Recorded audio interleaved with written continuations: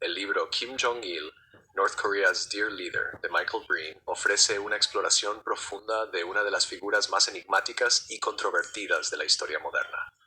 Como líder de Corea del Norte desde 1994 hasta 2011, Kim Jong-il gobernó con mano de hierro, perpetuando el sistema totalitario establecido por su padre, Kim Il-sung.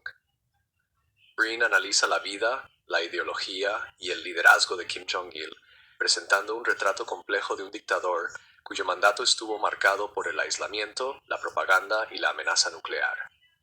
Este análisis examinará los argumentos clave del autor, el contexto histórico y político del gobierno de Kim y las implicaciones más amplias de su liderazgo en Corea del Norte y el mundo. Y el enfoque de Michael Breen sobre Kim Jong-il. Michael Breen, periodista con amplia experiencia en asuntos coreanos, aborda la vida de Kim Jong-il, combinando biografía y análisis político. Su escritura se basa en entrevistas con desertores, registros históricos e informes de agencias de inteligencia. A diferencia de algunos relatos que dependen únicamente de la especulación, Breen intenta equilibrar diferentes perspectivas, reconociendo la dificultad de obtener información verificable de un estado tan hermético como Corea del Norte. Uno de los temas centrales del libro es la forma en que Kim Jong-il construyó su propio mito. Breen detalla cómo el régimen norcoreano fabricó meticulosamente una imagen de Kim como una figura casi divina, en un proceso que reflejaba la deificación de su padre, Kim Il-sung. Este culto a la personalidad desempeñó un papel crucial en el mantenimiento de su poder, a pesar de la pobreza generalizada y el declive económico. Infancia y ascenso al poder. Breen rastrea los primeros años de vida de Kim Jong-il, los cuales están envueltos en mitos y propaganda estatal. La historia oficial de Corea del Norte afirma que nació en el monte Paektu, un lugar sagrado para la nación coreana, bajo señales milagrosas como un doble arco iris. Sin embargo, fuentes externas sugieren que en realidad nació en la Unión Soviética, donde su padre estaba exiliado durante la Segunda Guerra Mundial. Kim creció en el círculo privilegiado de la élite norcoreana, recibiendo una educación que enfatizaba la ideología marxista-leninista y la lealtad inquebrantable a su padre. Desde temprana edad fue preparado para heredar el poder, aunque su ascensión no estaba completamente asegurada. A diferencia de otros estados comunistas, donde las transiciones de liderazgo eran a menudo tumultuosas, Kim Il-sung buscó establecer una dinastía hereditaria. Este fue un movimiento sin precedentes en el mundo socialista, transformando a Corea del Norte en una monarquía de facto. El ascenso de Kim Jong-il al poder comenzó en la década de 1970, cuando tomó el control de los departamentos de propaganda y cultura del Partido de los Trabajadores. Breen destaca cómo Kim perfeccionó el uso de los medios y la indoctrinación ideológica, refinando la capacidad del Estado para controlar la información y manipular la percepción pública.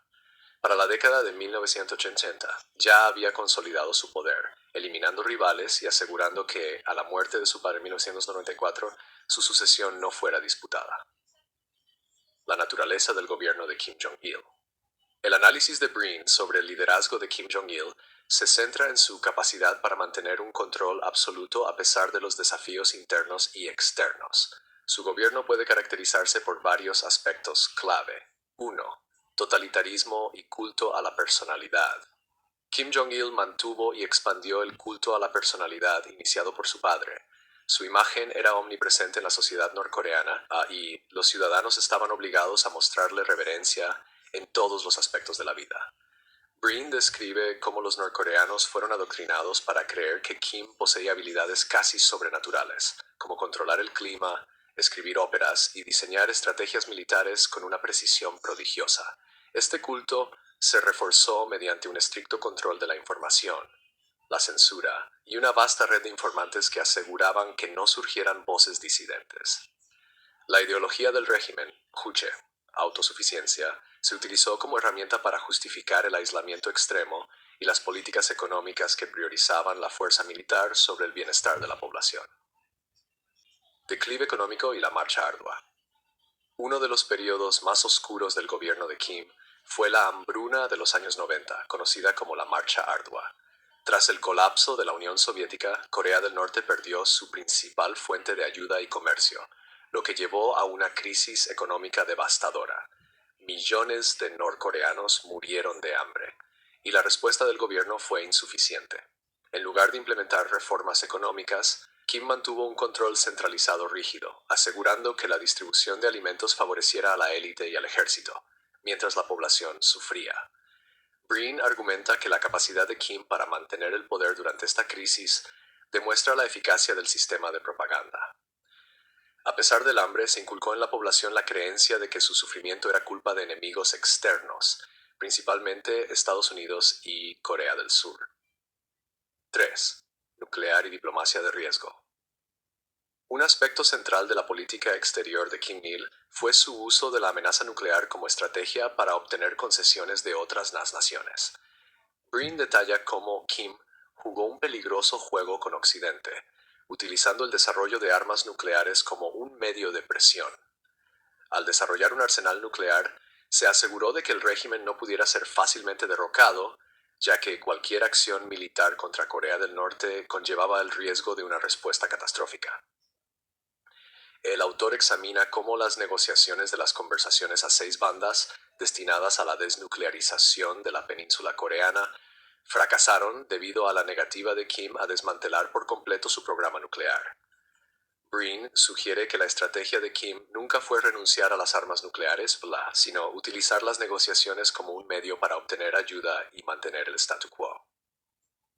Violaciones de derechos humanos y represión.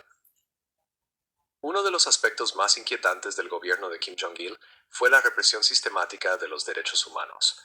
Breen describe la existencia de campos de prisioneros políticos, Kwanliso, donde decenas de miles de norcoreanos fueron sometidos a trabajos forzados, torturas y ejecuciones. Estos campos servían para silenciar la disidencia e infundir miedo en la población. El libro también resalta el control estatal sobre la vida diaria, desde matrimonios arreglados hasta la educación ideológica obligatoria. El sistema de Songbun, una especie de casta social basada en la historia familiar y la lealtad al régimen, garantizaba que cualquier sospecha de deslealtad pudiera resultar en el castigo de familias enteras.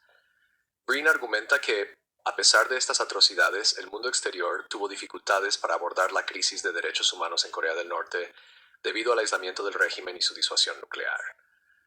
El legado de Kim Jong-il.